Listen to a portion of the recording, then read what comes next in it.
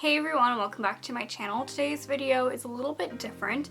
Instead of favorites or products that I've hauled, I'm just gonna go ahead and say that these are products that I regret buying. I was going through my collection and trying to be like, what do I really regret? There weren't a lot of products that immediately stood out to me like, oh yeah, that one thing, I regret it so much. Because when you're a beauty blogger or you review products, it's nice even to have these products, maybe you regret them for color comparisons or formula comparisons.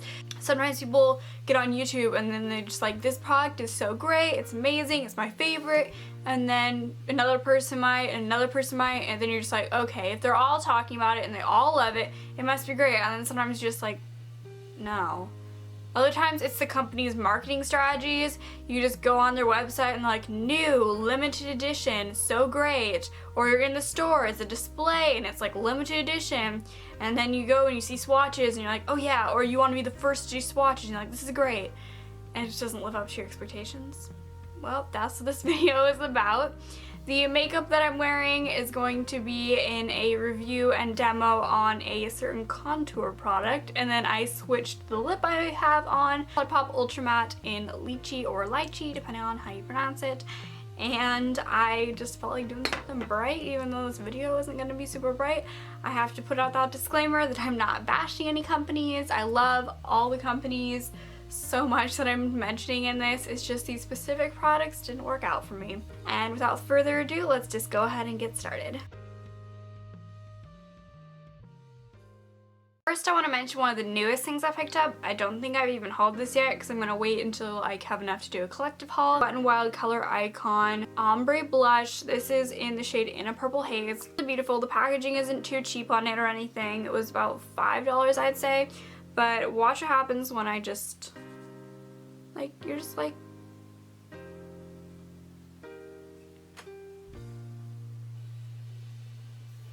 do you even see that? And it shows up on the cheeks as much as it shows up on my wrist. And that was swirled together, so you even got some of the darker purple in there. I really wanted to love this, but it just kind of falls flat on pigmentation. It's just like a sheer shimmer pinky purple. These were limited edition, but some of these products I'm mentioning kind of symbolize a whole category of this is falling into the limited edition trap. I've bought quite a few palettes. These two just weren't up to Wet n Wild standards. They were from spring like last year, I think, or 2 years ago. Not amazing, because the thing is with Wet n Wild, sometimes the like shadows are so amazing. The Walking on Eggshells trio is one of my favorites. Holy Grail, can't recommend it enough. But sometimes limited edition just aren't up to standards. Or if you're like me and you do blog or vlog or anything, if you buy limited edition products, then you can't talk about them. So I'm like, why do I keep buying these? Oh my god. It's a trap. If you saw my 2015 favorites video, I believe I mentioned my favorite eyeshadow primer from the drugstore was the Made to Last Eyeshadow Pencil in Continuous Almond by Jordana. The one in Eternal White, get NYX Milk instead. This is just kind of a chalky mess. It's matte, but it doesn't blend the way the Continuous Almond does. Now, the thing about these e.l.f. mineral pearls, I bought both of them. They're kind of like the Girlactik meteorites, and this was skin balancing, and then this was natural. Natural is like a bronzy thing. That both of these have a lot of glitter.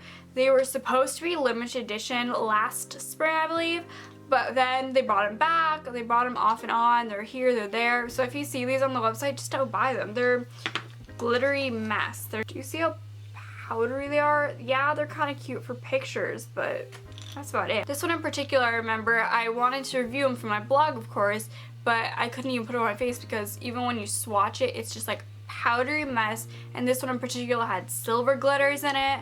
I think this one might have had gold glitters. I don't know if since when they keep coming out with them, if they've changed the formula, maybe it's better now, I don't know, but I just in case would say avoid these. I don't remember who I heard talking about the Sonia Kashuk brightening powder. Same kind of thing. It's okay, but what it reminds me of is the Hourglass Ambient Lighting powders, where they're really fine, but they've kind of got this shimmer to it. Because I wanted a brightening powder I thought would be like just under the eye setting powder kind of thing, but it does have little shimmers in it. If you can kind of see that glow coming off the cap, I actually can make it work for me, but it's honestly almost just like the most subtle highlight, because if you don't want to emphasize your under eyes or anything, because some people like to set, it would be a brightening powder, so you would set like your whole under eye, but it really, if you have any fine lines under there or you're trying to cover up your dark circles, you don't want to highlight those, this just doesn't work too well. Still okay if you want like a really subtle highlight. So if you want something similar to an ambient lighting powder, maybe try this.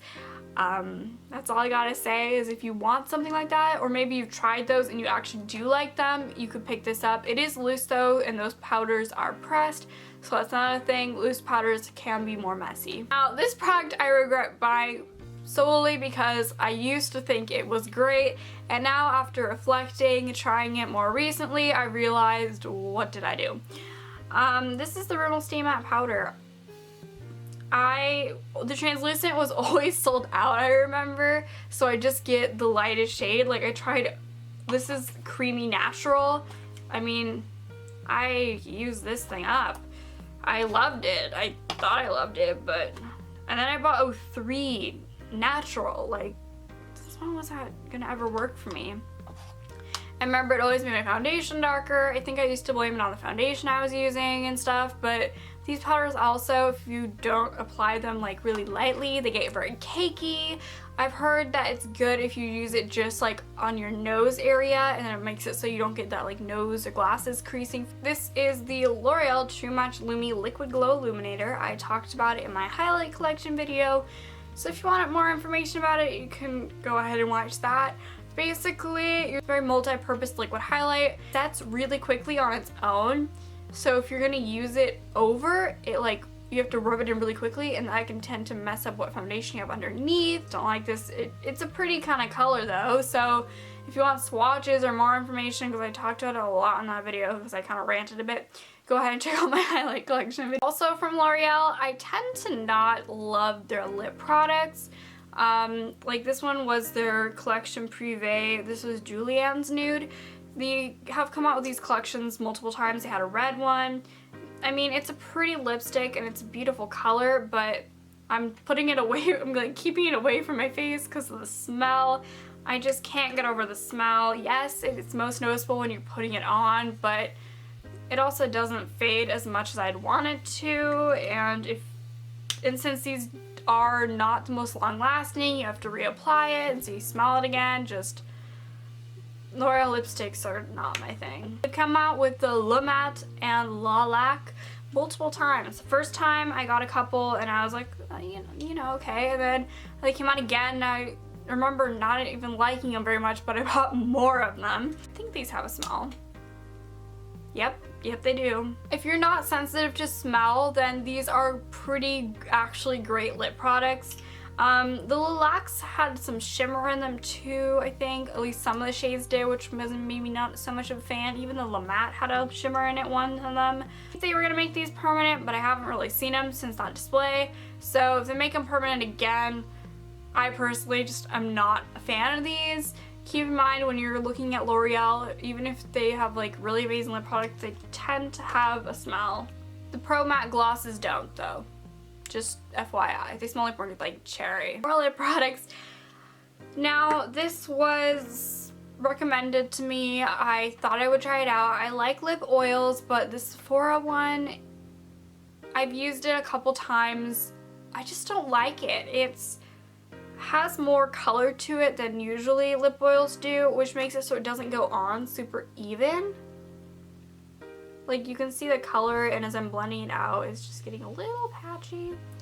And on your lips, it's worse. And you would think it's basically like a non-sticky gloss, but it's a little bit patchy. And of course, since it's an oil, you can't use it as a topper to another product. And then on their own, they're not the prettiest. I think that maybe if I'd gotten a light or a nude shade, this would have been better. So maybe just stay away from the dark shades in this range. Other Sephora lip products, this is a luster matte. I was kind of intrigued, like how can something have luster and be matte? Basically it's just a soft matte. It's not ever going to set. I like my matte lip products to set, so it kind of remains luster with that finish. It's a beautiful color, but I don't really particularly love those kind of lip products. If you do, you would love this formula. It had hype about it for a reason. I just wanted it to be like maybe kind of a glowy matte where it said but had shimmer or something. I don't know. Liquid lipsticks, I regret. I've bought quite a lot of liquid lipsticks. I'm thinking of doing a whole collection video, like, hey, these are good ones, these are bad ones, I like these, I don't particularly like these, my whole collection, thoughts and opinions. Gonna buy some more first probably because I don't have enough, obviously. And so first, let's talk about this one. I haven't seen these since they came out, but these are the Bonita color ones. Just by like moving it around, you can see that it started to go back to normal, but this separated like crazy, and I haven't been able to get it fully back to normal, and it has a plasticky scent. The formula didn't wear well on the lips at all. I just was not a fan. So if you see the Bonita lip colors come back, don't buy them. I also tried one of these Girlactik lip paints. I think I might have gotten a bad one, but mine was also extremely separated from the get-go, and then I also haven't been able to mix it all back together. It's a little bit less clear. I mentioned this in my haul, but I did still use it in a first impressions video, and the color was pretty. I'm just worried that it might have been expired because I bought mine in store at a Rite Aid. I don't know, maybe I'll have to order from them online. Girlactik, is this normal? I don't know, you probably never see this. Full color, this is in Allure, salad with dressing on it, and that was oil based and it didn't break down all the way. So the formula is amazing, just kind of weird that it's separated and won't go back to normal. I don't know. I regret it, but don't regret it at the same time. Just for the $20-ish price tag, I'm not sure if it was worth it. Anastasia one, don't get me started. I bought this after the new formulation, so I thought it would be better. This is in Craft, by the way. I found multiple dupes for it in my collection already, so I don't really have a point in keeping it, but I can't return it. The formula breaks down on me and it will crack, and it's just very dry. It's drier than the ColourPop ones on me. And it's a beautiful color. The color range they have these is amazing. You swatch it and you're like, oh, it's beautiful. But when I wear it on my actual lips, I just can't with this formula. Last thing, also a lip product, is symbolistic of most glosses in general. This particularly was a Covergirl Lip Lava. It's beautiful, but you can kind of feel the glitter in it on your lips. Like when I swatch it, it's a little bit tacky. I don't mind lip glosses if they're not too sticky, but for the most part, I never wear lip gloss. But I buy so much of it, I don't understand. If you have long hair, you understand the struggles of wearing lip gloss. It just gets stuck. With matte lips, it's like, no problem. But with lip gloss, it sticks. If it's windy, it's even worse. I'm just not a lip gloss person.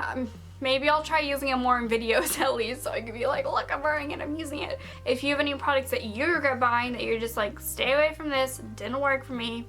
There's other ones I probably could have mentioned that these are just the ones that immediately I pulled out of my collection. I'm gonna keep playing with them now that I realize that I don't really love them, and see if I can find a way to make them work. Just tried them so much, it's like, I don't know if it's really worth it to keep trying, making these work anymore. But they're all beyond the point where I can't return them, except maybe that first Wet n Wild blush, so I'm going to try to make them work. If not, give them to someone who can make them work for them. It could be a matter of skin tone or light. I just hope you guys enjoyed this maybe more than a favorites video. It's a bit different. If you did like this video, don't forget to give it a thumbs up and subscribe to my channel if you haven't already. Until next time, bye!